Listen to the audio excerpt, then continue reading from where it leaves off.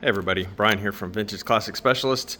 It is time for us to do a walk around video of the 64 one family Beetle that we just finished here. So pretty much this car, we basically did a full restoration on it minus the paint job. So let me give you a little bit of backstory on the car, and then we'll go into what we did and show you some more details. Anyway, so this car is currently owned by a family, and the wife of the family, her dad was in the Air Force and bought the car new when he was stationed in France, and I think they said the purchase date was January 15th, 1964, and they still have the original paperwork and so on from that.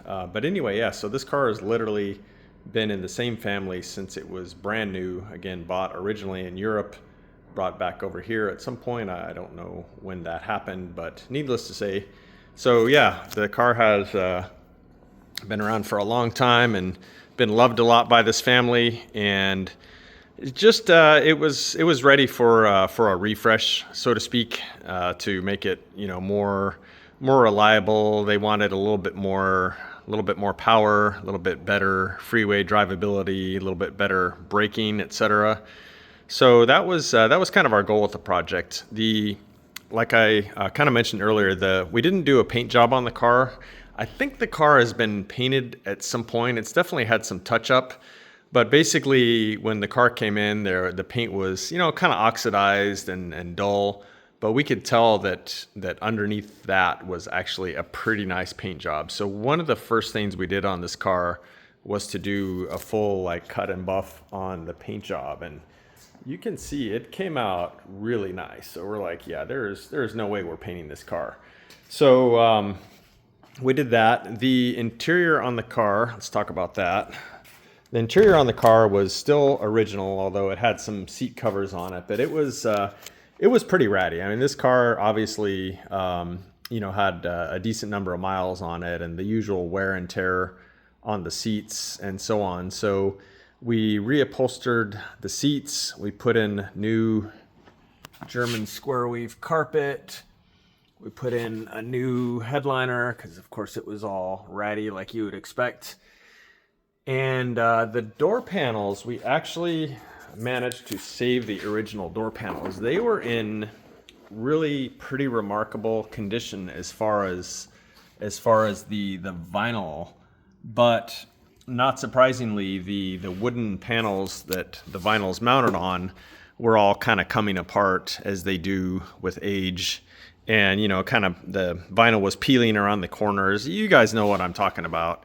So, but again, we did recognize that the vinyl itself was just remarkably well preserved. So basically, we carefully peeled the vinyl off the old boards and then made new boards and then stretched the vinyl back onto them nice and tight to, get all the corners nice and everything. So yeah, we were super happy about that, being able to preserve and reuse these.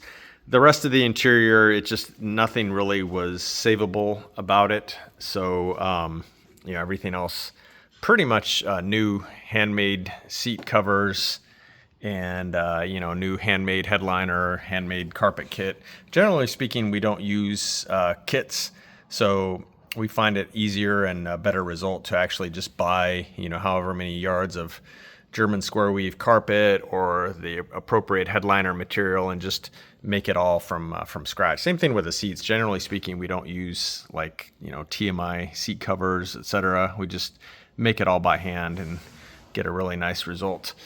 So that was the interior of the car. Well, while we're talking about the interior, we did install a retro sound radio, and unfortunately retro sound doesn't make a radio for these that has the more gray colored knobs.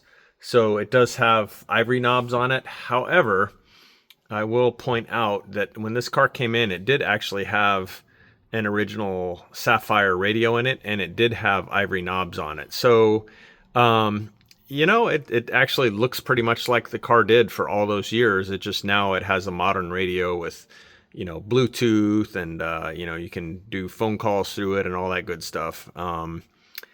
And yeah, other than that, we pretty much didn't really do much with the interior. We repainted the various levers. I think we restored the pedal assembly, stuff like that. So let's talk about the outside of the car here and the mechanicals. So I'm not going to crawl under the car. You'll have to take my word for it. But we did install a disc brake kit on the front of the car and an upgraded master cylinder to handle the disc brakes and the rear drum brakes appropriately. So yeah, that's all upgraded. We did completely remove the front suspension. Everything got redone as far as link and kingpin bushings, etc. It's all been rebuilt, so everything's super nice and tight up in there. New tie rods. I think we reused their steering box because it was pretty nice. I don't remember exactly on that one, but yeah, so totally rebuilt the front suspension, totally rebuilt the back suspension. The transmission went out to our transmission builder and pretty much kept it stock, except we did do like a freeway flyer fourth gear so they can hop on the freeway and cruise at more reasonable speeds.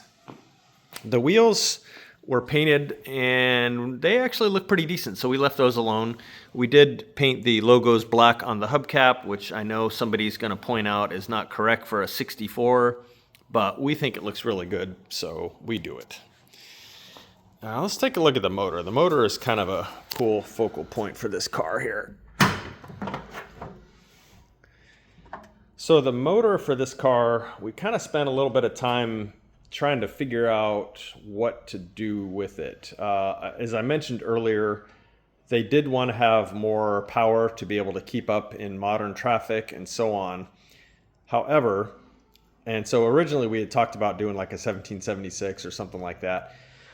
But when I started looking up the engine case number and comparing them to the chassis number, it's no doubt that this is the original 40 horse engine case with this car. The production dates were within like a month of each other. So we didn't get a birth certificate, but I have zero doubt that this is in fact the original numbers matching motor. So kind of had a conversation with the owner about that, and the fact that the car is numbers matching is kind of a special thing with these Volkswagens. It's pretty rare to find one that still has its original engine case. And so I guess kind of the options I gave them were that, you know, we can kind of mothball his stock engine, set it aside. He'd have to store it in his garage or storage or whatever.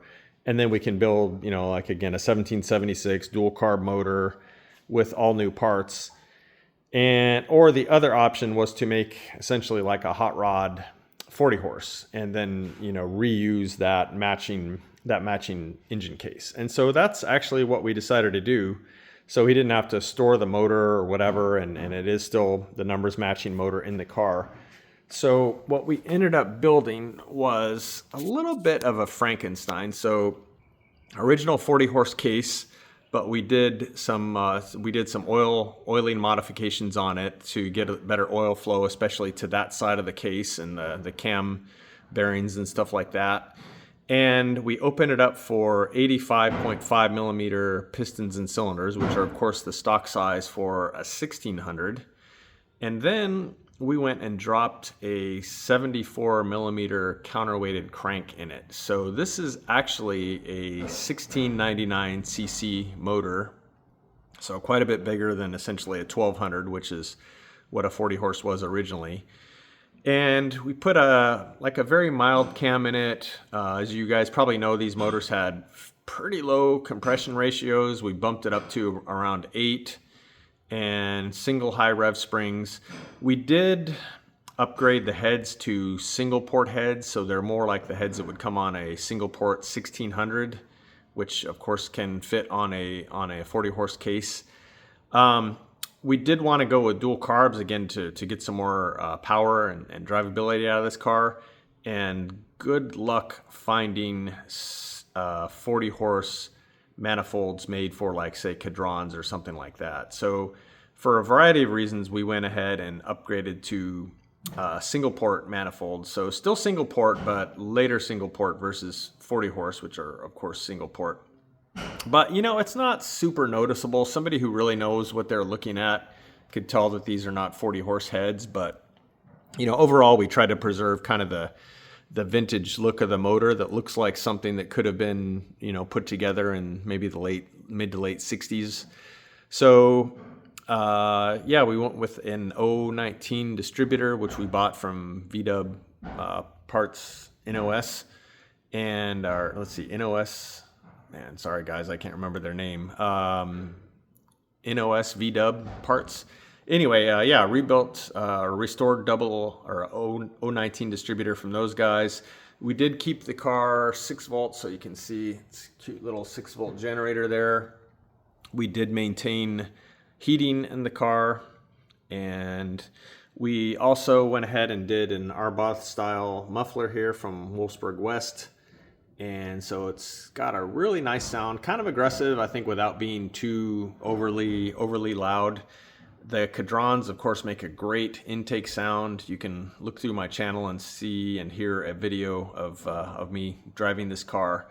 So yeah, runs really great, guys. I mean, it's we actually dynoed it, and it made, I think, 80 some odd horsepower and maybe 115 foot-pounds of torque. So, you know, like twice plus what the 40 horse would have made stock in terms of horsepower and torque. So huge difference as far as drivability. This little thing scoots.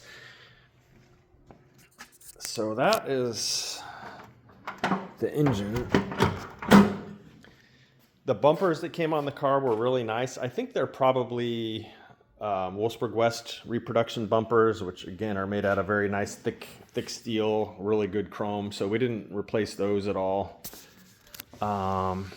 We actually reused the trim that was on the car and the running boards, and so we tried to use as much as we could. The car's got really nice original lenses on it. It's always hard to get the lettering on there in video, but yeah, really nice original lenses on the car, which just look and fit a lot nicer than the reproduction ones. So that pretty much sums it up, guys. Really fun project. We finished the project in about 6 months. So normally a full restoration on a Beetle in our shop takes about a year, but that includes paint and body, which is usually like a few month process. So the fact that we didn't really do any significant paint work on the car kind of chopped the schedule down quite a bit.